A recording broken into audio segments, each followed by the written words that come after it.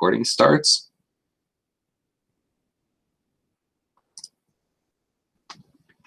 Did it fix it? It says it's recording. Okay. So we know that everything is going to get executed sequentially. Okay, you're there. Cool. Everything's going to get executed sequentially. That means that we know that, if we have instructions in order, we can kind of assume that those are going to be executed in order. We know that if we know a little bit about hardware with out of order execution, that's not entirely true, but that's an assumption we can make because we know that it's going to be executed sequentially unless the hardware can prove that it's okay to execute things out of order. So we do know that these are going to be essentially executed sequentially in this basic block. And then we know that if one instruction in a basic block is executed, all of the instructions are going to be executed just because of the fact that we have this single point of entry, single point of exit. So if there are things that we have to handle, like exceptions or whatnot, that may change this a little bit. But again, that's going to be built into the control flow in terms of the basic blocks. So we know that if we're executing one of those instructions, we're executing all of those instructions, which is kind of the bigger gain here, the thing that we rely on, because we know that if I'm executing one of these, I'm executing all of them. That means if I'm doing something, for example, that's redundant within a basic block, I know that, the first thing that happens is going to always happen. And so that second thing that happens is actually redundant. It's never going to be necessary because of the fact that we know that all of these instructions are going to be executed. Okay. So that's local optimizations. The next type of optimization we have are, we sometimes call them global optimizations. And this is a little bit of a confusing term because it doesn't actually mean global. It means global as in a single file. So this, or in a single function. So this is global to the basic blocks that are in that function. So these are also called intra-procedural optimizations, as opposed to inter-procedural optimizations that we'll talk about in a minute here. So intra-procedural operates on a single function. These have a larger scope to operate on than a local optimization. And it can do things like alter the control flow of the program. So we often rely on a control flow graph in a global optimization to make decisions about what we're going to need to do to optimize that code. So intra-procedural, slightly larger scope than local, can change control flow a bit. However, it doesn't have the sort of largest scope that we can have, which is the whole program optimization. So if we really need to know everything that's happening, then we go to whole program optimization or inter-procedural optimization. This can also be, whole program or inter-procedural analysis.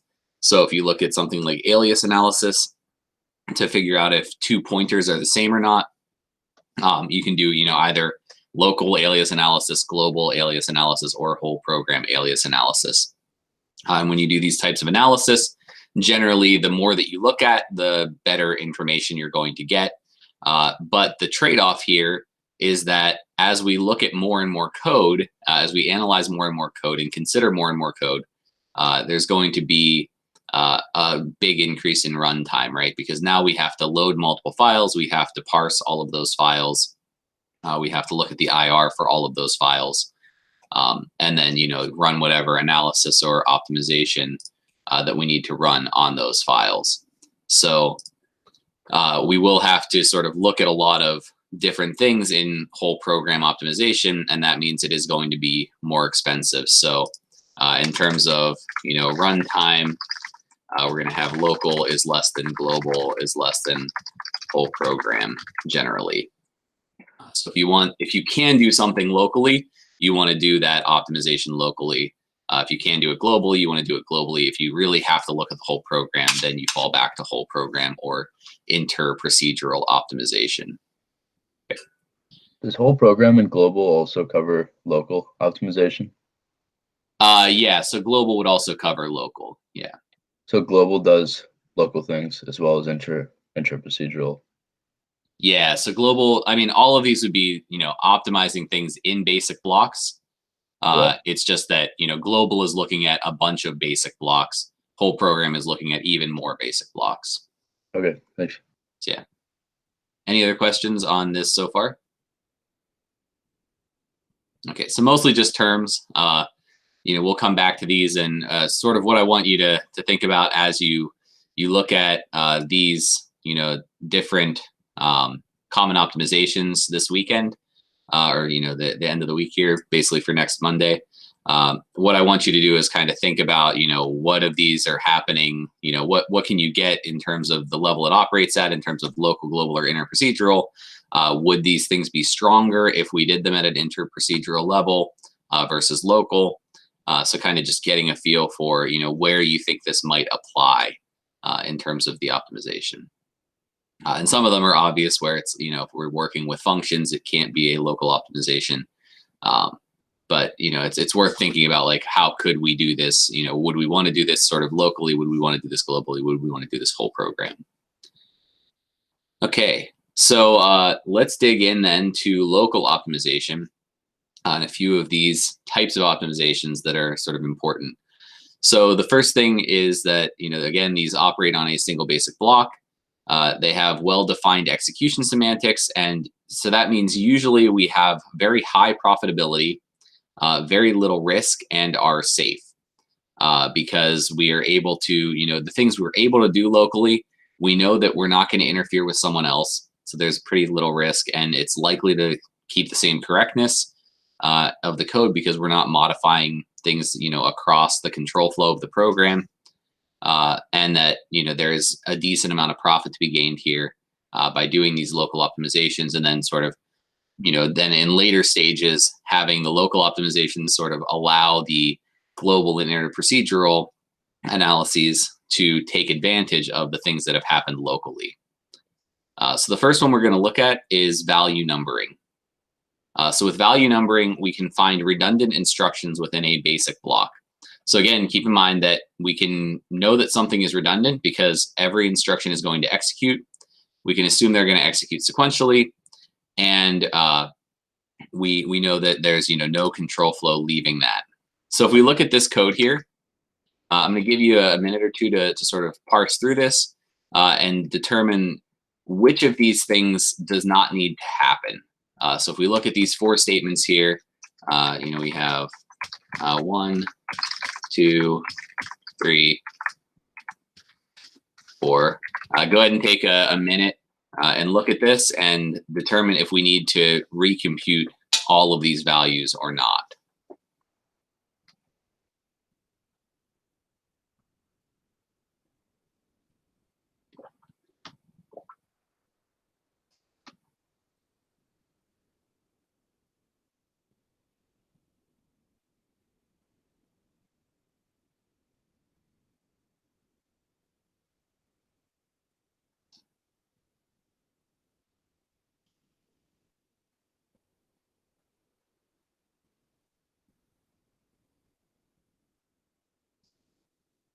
Okay, so what do we think? Do we need to compute value 1? Yes. What about value 2? Yes. Yep. 3? Yes. I saw a no there. Why not? Why no, or why yes for value 3? If you did the value numbering optimization, you could just like assign A and C to point to the same part of like the big value lookup table. You could also assign B and D. Okay, can I though? So B and D. Oh, so I never think mind. 4. No. 4, you're correct. So we're gonna rewrite this in a second, and this will be a little easier. But yeah, so if we look at 3 here, we're using B plus C, and we recomputed B since the last time that we used B plus C.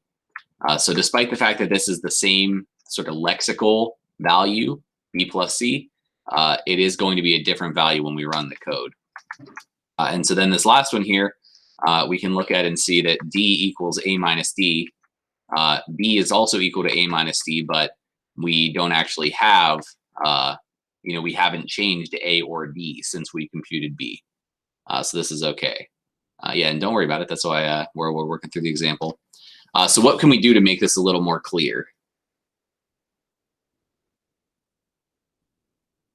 What format should we put this in? Yeah. So SSA. So if we say, let's relabel this as if we would in SSA form. So we have, each time we make a new value, we are going to make a new label for this value. So we're going to have int A1 now because we're changing the value from A0. So we're actually never going to use A0, and that's going to be B0 plus C0. So we have this value, we'll call it value 1. That is B0 plus C0. So let me just label this. It's pretty simple. We basically maintain a list of the exact values that we have encountered in this program. So the value B0 plus C0 is a value, and we can label that, basically keep it in a list. And anywhere we see B0 plus C0, we know that we already computed that. It is in A1, and we can basically substitute A1 if we see B0 plus C0 again. So here we're going to recompute B. We're going to change that to B1. It's going to use A1 because that's the last computed value of A that we had here. And then we're going to use D0 because we haven't recomputed a new value of D yet. So then we have that value 2 is A1 minus D0. Okay. So again, we're just keeping a list of the unique values that we have in this system. Then we're going to have int C1 because we're recomputing the value of C for the first time. We're going to use B1 here because that's the last value of B that we computed. And then we are going to use C0 here because despite the fact that we're using a new value of, we're making a new value of C, we haven't made that value yet. So we're going to use C0. So B1 plus C0 here as our third value. And then finally, we're going to have int D1 is going to be A1 minus D0. So now it should be clear at this point that we have this value here. We're actually not going to have a fourth value. We're just going to substitute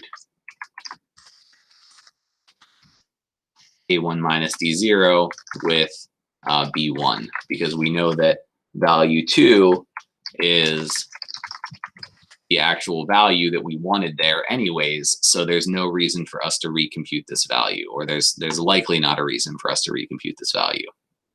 Okay, so in SSA form, this is hopefully a little more clear that we can just kind of keep track of the unique values that we have in SSA form, and when we make a computation, now we can actually see that this is what is supposed to happen. Okay, so any questions on this so far? Okay, cool. So generally, this is going to be profitable as an optimization because we are eliminating a recomputation. So instead of just, what this would end up being in something like assembly is, we'd have add B0, C0. Here we would have add these, add sub A1 B0. We would have add B1 C0.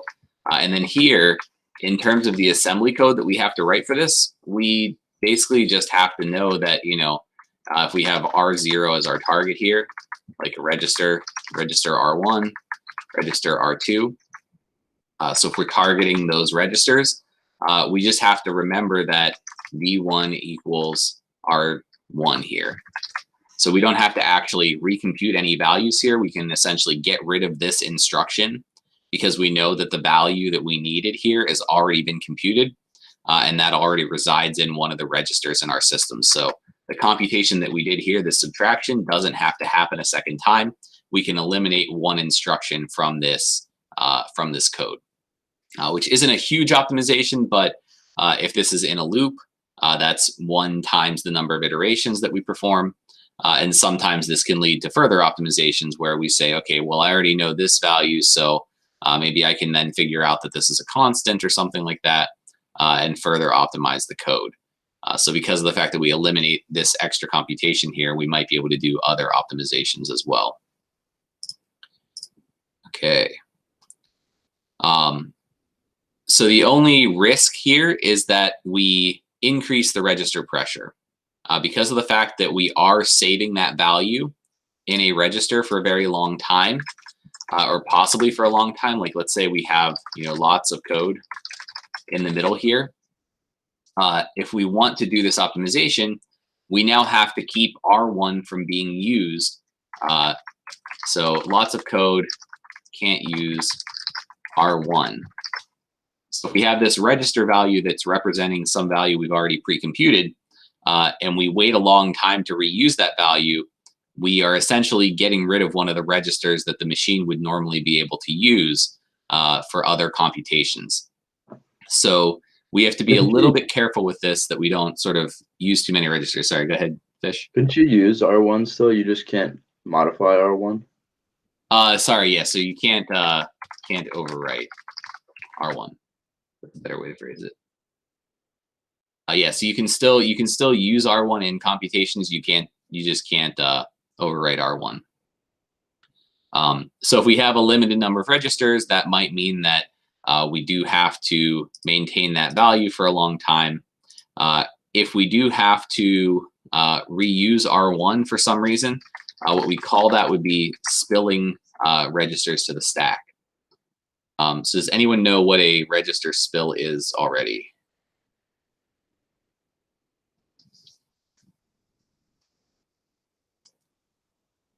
That sounds like a no.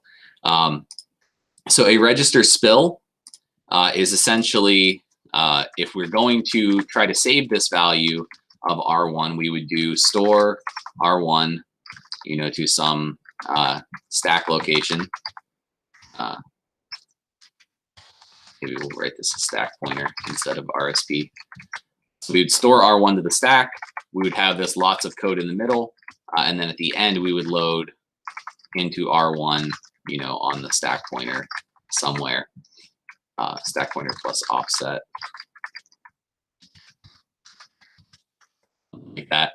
This is heavy pseudocode for assembly here, but this is roughly what it is. So a stack spill or a register spill is taking the value in a register, storing it to the stack, reloading it from the stack at the point that we need to use it. So if we had lots of code, now this lots of code can overwrite R1 because we've saved it to the stack and restored it from the stack after we're done. So you may have run into this. I don't know if you hit this in EC486A at all, where if you have too many things that you're trying to keep in the registers, there's only 12 of them that you can use there, and sometimes they're a little tricky to use due to the semantics. You can have a lot of code, you can save this value, and then you can restore it. But this means that now we are adding in a store and a load in order to reuse this value. So is this beneficial at this point? If we have to do a register, like if we have to do this spill to the stack to save R1, is that worth doing that?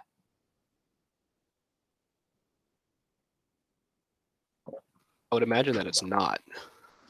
Okay, why not? Yeah. Load and read times, I'm guessing here, would be greater than the amount of time we save by doing that. Right. So yeah, that's exactly right. That if we're storing and then loading, we're going to memory.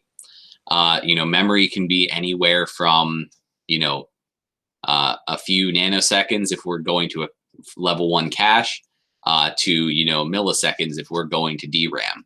So depending on if this memory is actually loaded into cache or not, this might be pretty expensive to store and or load, depending on what happens in this lots of code here. And it may be cheaper to just keep the values of A1 and D0. It depends on a lot of things, right? Do we need to keep the values of A1 and D0? Do we need to keep the values of D1, what do we have to use after this point? So there are a lot of things that can go into this, but generally speaking, if we're talking about the difference between storing and loading versus the difference of subtracting a couple numbers again, it would be more beneficial to just do this subtraction a second time rather than having to do all of this extra work of storing and loading. So we have to weigh, that's sort of the profit versus risk here that we have to weigh is it worth increasing the register pressure compared to the cost of recomputing this value? Is it going to be cheaper for us to just save this value, or is it going to be more expensive because we end up introducing register spills?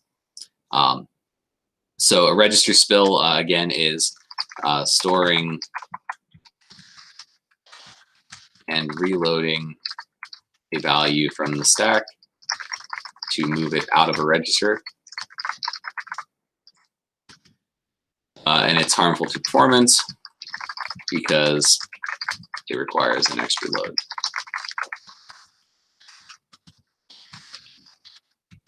But we want to avoid register spills whenever possible, essentially. We want to try to keep things in registers as much as we can, but we want to keep the sort of most reused things in registers as possible. So if we're just computing a value as sort of a one-off, then we can reuse that register very quickly. If we're going to end up having to spill things to the stack, then we want to not reuse that register. Okay. Any questions on that?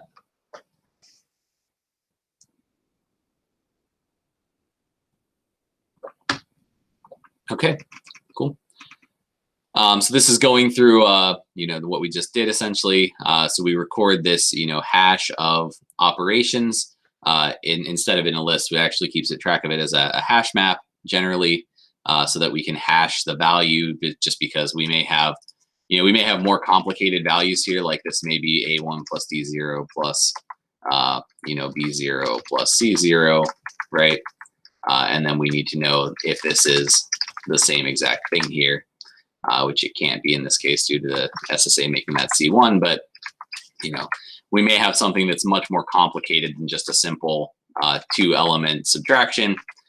So we want to make sure that we store these as a hash map instead, so that we can have complicated expressions coming into here. So some of the complications that can come up with this are things like commutative operations. So if we have A plus B equals B minus A, if we are computing a hash, we're not really sure if we would know that 0 minus D0 plus A1 is the same thing, right? This should give us the same value depending on integer overflow and things like that. But this should give us the same value here as B1. But if we're just looking at a hash map, we're not actually going to see that this is the same value. So how can we fix this?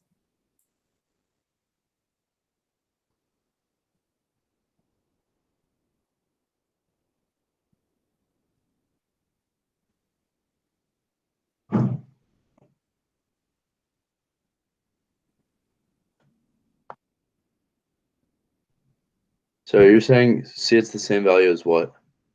So D1 is the same value as B1 still. Okay. But right now, if we were just looking at this as like a hash of, if we're looking at hash of 0 minus D0 plus A1, that's not going to be equal to hash of A1 minus D0, right? Because we're not in the same order. So what could we do to sort of fix this?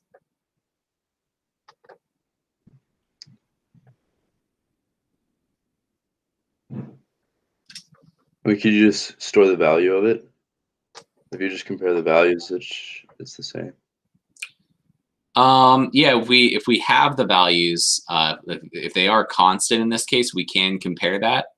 But I don't think, generally speaking, we can know the values that are coming in. So in this case, we can, but we also want to be able to do this for things like function parameters, where we don't know what the actual value is coming in. you know, and like A1 minus D0 might compute the same value as, you know, A1 minus D is like B2, or, you know, B0 plus B0, A1 minus B0 plus B0 in this case. They would make the same actual value, but it could change based on what those initial values are. So we don't want to make assumptions about the initial values necessarily. Do we have to simplify it before putting it into a hash? Yeah, how would you simplify this? You just notice that you're adding or subtracting 0, and so you just remove it entirely. Yeah, so we could say this. Do we have to do anything else? You gotta Reorder realize it. that it's commutative. Yeah. Reorder it. Right. So this is a lot like Rupam, you have had this from OS, the way that we break circular deadlock. So do you remember how we break circular deadlocks? That was before break, right? So That was before break, yeah. Yeah, honestly, I don't remember. That's okay. That's okay. So like one of the ways that we, you know, break or avoid deadlocks in, you know, multi-core systems is we try to do things in the same order every time. So, you know, we could basically say, okay, I have this value that I've labeled A1. I have this value that I've labeled D0. Maybe I always go in the same alphabetic and numeric order, right? So I try to use the fact that, you know, the issue here is commutativity of operations, right? So given the fact that that's the problem, I can exploit the problem, given that these are commutative operations, and use that to reorder the operations any way that I want to within the rules of commutativity. Okay, so I can then, you know, basically say, like Mike said there, that if I have, you know, D0 plus A1, I know that I can, you know, get rid of the 0 minus something because that's not super necessary. I can know that this minus D0 plus A1 is actually commutative and means A1 minus D0 is going to give me the same result. So we can apply these math operations to try to put things into the same order as much as possible so that the hashes do end up being equivalent so that they match up. And then we know that we do have this value. Okay. So that's one of the first things. The next thing is sort of constant values. So constant values we want to sort of further eliminate. We want to, you know, basically get rid of any of these constant values. So here we could, you know, really optimize this code because we do have the initial values, right? So we could condense A1 down to, because we know B0 plus C0 is just 2 plus 3, we could condense A1 down to 5. And then we could, you know, further propagate this through the rest of the code, knowing that we actually know the values of these operations in this particular case. So then we need to, you know, keep track of the fact that we have condensed things down to constants in some cases, and we want to make sure we remember that, you know, if we condense A1 minus D0 down to -3, that we do actually remember that that was initially the value A1 minus D0, so that when we see it again, we don't, you know, think that we have to recompute it. We can just say it is the, you know, that was initially the hash of A1 minus D0 is now equal to 3. So we would want to basically, you know, update our hash map to have this value instead of the you know, the pre-computed value, the register that we would have there instead. So we want to just track on the fact that we do have these two operations, these two optimizations that are going to have some interplay, that constant propagation may eliminate some of the values that we were keeping track of, and then that can feed into value numbering where we end up sort of substituting these. So we will see in, we might have time for today, that I can output the, you can basically see the optimizations that LLVM is applying and in what order it's applying those optimizations. And you'll see that a lot of these optimizations end up getting applied more than once. So in many of these cases, things like constant propagation, value numbering, things like that, it will, do some optimizations. It'll apply these again. It'll do some more optimizations. It'll apply these again. And that's because, some of the optimizations will feed into each other. We'll end up with new optimization opportunities. So other things, algebraic identities. I think Mike, first class Mike, touched on this briefly here, that things like a equals a plus 0 are actually just a equals a, right?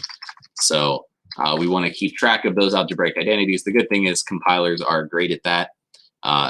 They tend to be much better at us because they're very methodical. It's a machine, so it just looks for a list of identities that have been pre-programmed in, and it can find a lot of these optimization opportunities where we do have an identity and we can simplify it down to end up being the same thing as something else.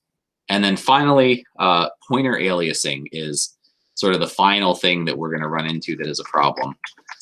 So if we have int star p equals new int, we have int star q equals new int. Are these two things the same? Is the question that pointer aliasing is going to try to answer. And in this case, no, right? These are two different integers that have been allocated, so they're not the same. However, they can easily be the same if we change this to, int star q equals p. Now they have the same address. And that is going to determine whether or not we have the same values or not. So if we have, c1 equals star p plus 3, and we have int c2 equals int maybe e1 e0 equals star q plus 3. So right now, given the setup that q is equal to p, this is the same value, right? Star q and star p are the same value, and so adding 3 to those is going to give us the same value. So this, if we know that these are pointing to the same exact memory, we can know that we don't have to recompute E0. We know that we already have that value. And that's going to save us like a load from Q and the addition that we would have to perform here. But if we have star Q equals new int, now these are no longer the same value. These are two different values that are being loaded from memory, possibly, unless, again, we might know that P and Q are actually holding the same value at that time, but that's generally not safe to assume. So we'd have to do, more complicated analysis to figure that out. Right now, we just have to kind of assume that because of the fact that these are not the same value, they are going to be different. So we want to keep in mind that things that we load from memory might actually point to the same thing. And so we generally have these rules that we can check, which are, if you look at the LLVM documentation, it'll say things like must alias P comma Q, and never aliases P comma Q. So these are questions that we can ask to the alias analysis pass. So we can basically run this analysis on our code, and then it can tell us things like, do these two things have to alias at this point? So are they definitely the same thing? And do we know that these things never alias, that they are never going to be the same thing, or that they don't alias right now, like they're not the same thing currently? So there are a number of things that we can check here, but we want to try to keep this in mind when we do value numbering to ensure that if we do have things that alias, we can treat those as the same value, and we don't end up recomputing the same thing multiple times. Okay. Any questions on that so far? Okay, great. So those are our complications here. These are things that we might need to run into, or we might end up running into here. Let's continue on then. So there are a lot of other local optimizations. So value numbering is just one of them. We can also do value numbering at a larger scope. So we'll actually see that the LLVM pass that does this is called is called GVN, or global value numbering. So when we see this run in, we run the compiler on our code and print out the optimizations that are happening, this will show that we have GVN happening at this time, or global value numbering. So we can do value numbering at any scope that we want to. It's roughly the same, just obviously we have a lot more considerations in terms of like pointer aliasing, even values being the same whenever we have things like global variables or function parameters that came from some particular value. We have to consider those things as well once we go to the global scale. So the other type of optimization we're going to look at today at the local level is called a peephole optimization. The reason it's called this is generally what it's doing is looking at a small peephole of instructions. So we'll take some small basically window, and we'll scan the instructions from top down, basically moving that window one instruction each time. So this might be like 3 instructions that we're looking at, and we're essentially pattern matching on that window. So if I see this pattern of instructions, like maybe this is like add in a row, and it matches the pattern of what the incoming operands are, I might know that I can replace that with a different instruction or a different set of instructions that ends up being smaller than the original number of instructions. So these are just basically things that like people have figured out over years of working with generating assembly code that are generally applicable to assembly code or to IR code, and that we can just basically scan over the code and find these small groups of instructions that we know to be identical to each other. So to give an example, if we have the operation y equals x to the 5th, so we're computing the 5th power of this, we're going to compute that, or we can compute that in a naive implementation by doing y1 equals x1 times x1. That gives us x squared, right? Y1 equals y2 equals y1 times x1. That gives us x cubed, x to the 4th, and then finally x to the 5th. So this uses 4 multiplications and creates 3 unnecessary temporary values. So we could probably, keep replacing this in the same register, but a peephole optimization might recognize that x to the 5th is actually x squared times x, right? This is an equivalent operation to the one that we did here. So we did x, originally we did, our original computation is y equals x times x times x times x times x. Right? We know that we can simplify this by math properties to x squared times x squared times x. So now we can change how we computed this to instead compute x squared and then multiply x squared times itself to compute x to the 4th, and then finally add in one more x to get x to the 5th. So this reduces our instruction count by 1 operation, which again doesn't seem like much initially, but if we combine this with other optimizations, and if we are able to do this a lot of times or in a loop or something like that, this can significantly improve the performance of our code. So any questions on how that works? Cool. So this ends up in the instruction combining pass, optimization pass. So this is essentially LLVM's peephole optimization pass that looks at small windows of instructions and checks to see if it's equivalent to any of these algebraic patterns that it is aware of. So any of this sort of stuff that ends up being equivalent mathematically can be combined together. So sort of final question for today. So these are simple optimizations. It seems like this is something that maybe the programmer should be doing anyways. Why doesn't this sort of optimization fall to the programmer rather than the compiler?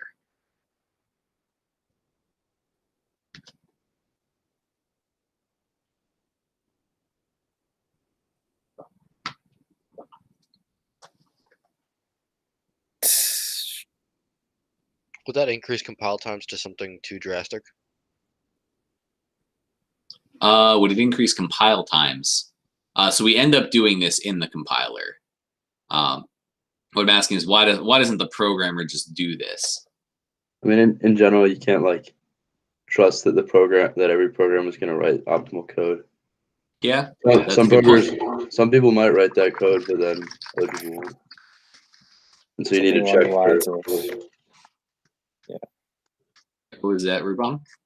I was gonna say something along the lines of like, might just forget to do Yeah. it. That's true. There's also other optimizations that the programmer can't write in a higher level language that the compiler could do with registers. Yeah.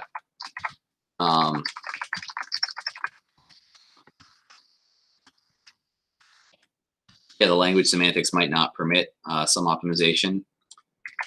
What else we talked Good. about recently? Could other optimizations create situations where you'd used it that the programmer wouldn't necessarily have added? Yeah.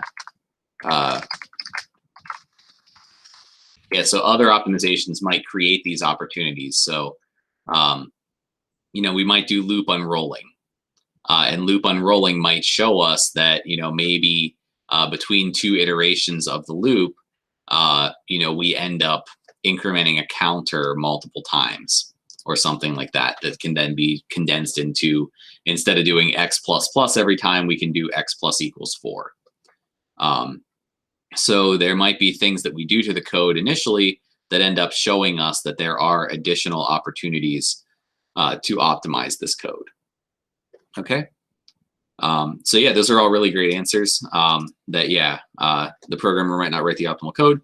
Language semantics might might not permit all the optimizations that we can find at the low level, and that we might get new opportunities. I think you are touching on something interesting there that Mike, first class Mike, that we do have to kind of consider, like, what is the compile time of doing these optimizations? So when we talk about like local versus global versus whole program, one of the big considerations that we have to think about is this going to be optimal in terms of compile time as well? For us writing, programs for class and things like that, it's not a huge deal, but then you get to places where like, I know like working at Qualcomm, and even like the internship I had during college, writing prison software, like the full build compile time was like 30 minutes to compile things. So trying to do more analysis, more optimization on that code was probably not going to be worth it in terms of, how much benefit we were going to gain from that optimization. So we do have to think about that, as programmers too, that in some cases, we may know things about our code that the compiler doesn't know even. So maybe we do know, this could be that we're computing like, instead of y equals x times x, so we could be computing z equals x times, we might be computing z equals x to the 5th times y to the 3rd, for example.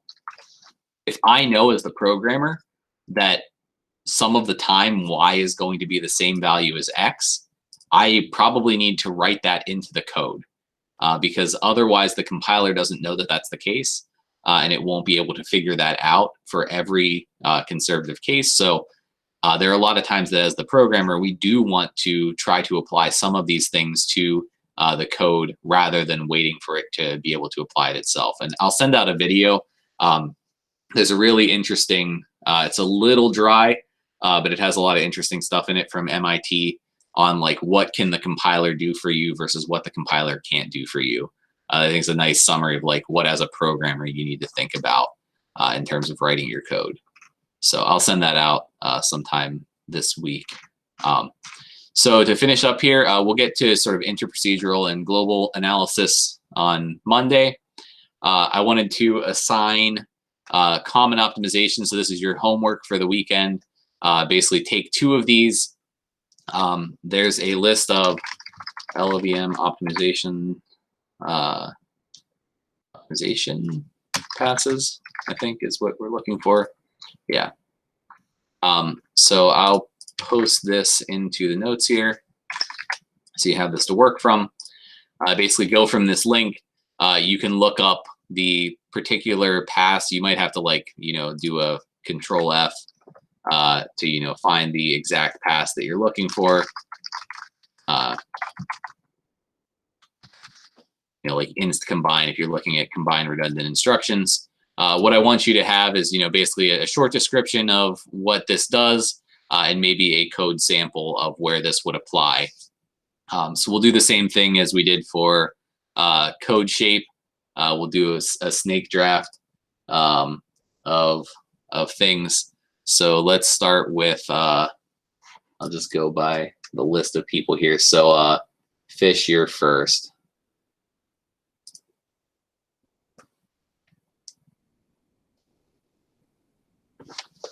So if you want to just pick one of these and Sorry, my mic was off. I'll do loop unrolling. Loop unrolling. Okay. Next up, Eugene. I'll do mem to reg. Okay.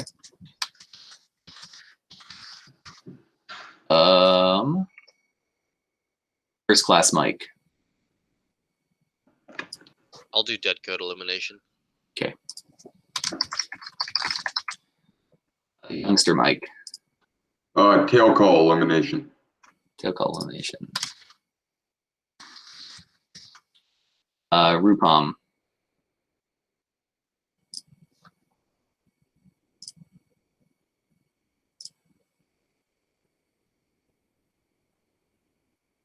Rupam, you there?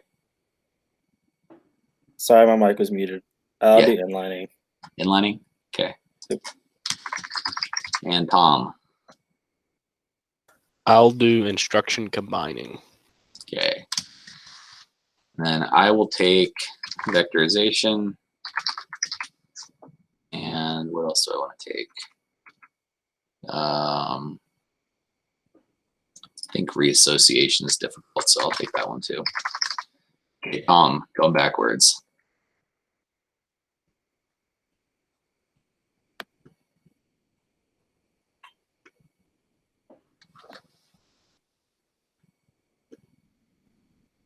Actually, no.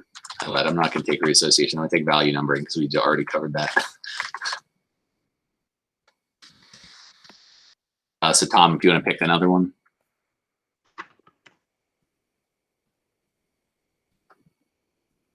I'll do loop strength reduction. Loop strength reduction. Cool. I'll